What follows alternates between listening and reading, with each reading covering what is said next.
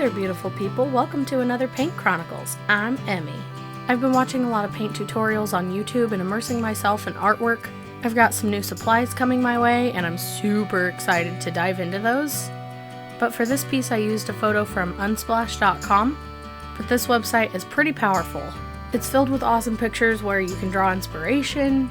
There are some pretty neat photos on this site, and I needed a little leg up on what I should paint this week. So I typed in silhouette, nature, sky, several different things in order to find the picture that I'm painting today. And when I stumbled across this picture, I was like, this is the one. I've been studying a lot of color theory lately.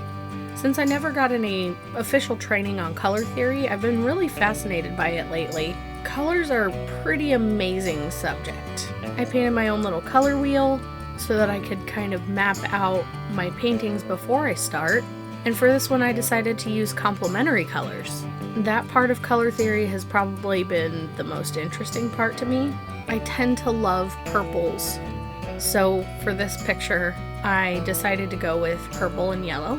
Naturally, the photographer who took this picture has elements of purple and yellow in it, and I think it's really gorgeous. But before I started painting this one, I tested out my colors on a piece of scrap paper, and I really like the combination a lot.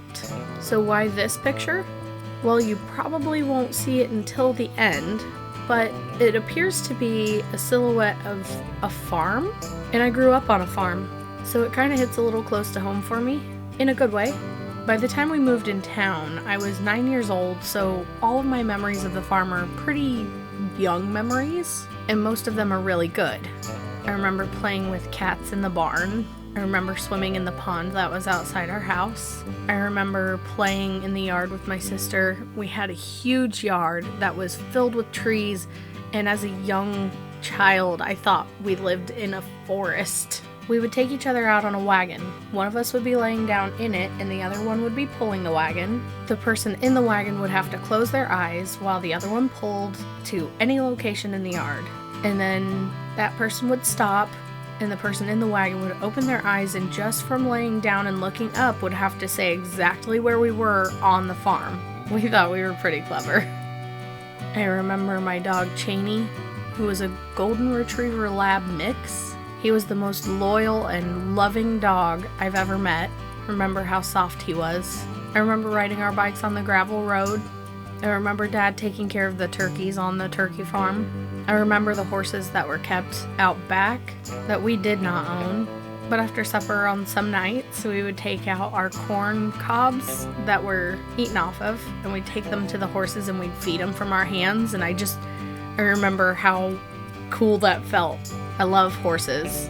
One of the most distinct memories I have, though, was in the middle of the night. Everyone was sleeping, and all of a sudden, like, this horrible, crazy storm happened. And I remember waking up to this huge, loud boom. And it just happened that our barn was hit by lightning. And I think it was the door that caught on fire. I don't remember the outcome of that situation. I just remember feeling confusion. I remember Mom having a large garden, and we would go out and snap green beans, pick the tomatoes, pulling the corn off of the stalks and husking them. I remember Mom making tomato juice in the kitchen. One of the funniest things I remember is that our house was absolutely infested with mice, and there was not a whole lot my dad could do to keep them out. I remember laying on the living room floor, watching TV, and a mouse coming up and just like crawling across my body and across to the other side of the room. And I distinctly remember thinking, okay. Oh, one time my brothers were fixing up this go-kart, and one of them needed help with it, and all he needed me to do was sit in the seat and hold down the brake pedal so he could faff around with the engine. I don't know exactly what was going on there. So he sat me on the seat, and I pushed down on that brake pedal as hard as I could, and then something must have happened that misfired in my stupid little brain, and my foot slipped off of the pedal.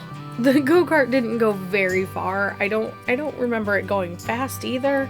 It couldn't have, probably, right? But I remember him yelling and chasing me down and jumping on the cart and pressing onto the brake pedal and me just flipping out the entire time thinking I'm going to crash and we're going to die.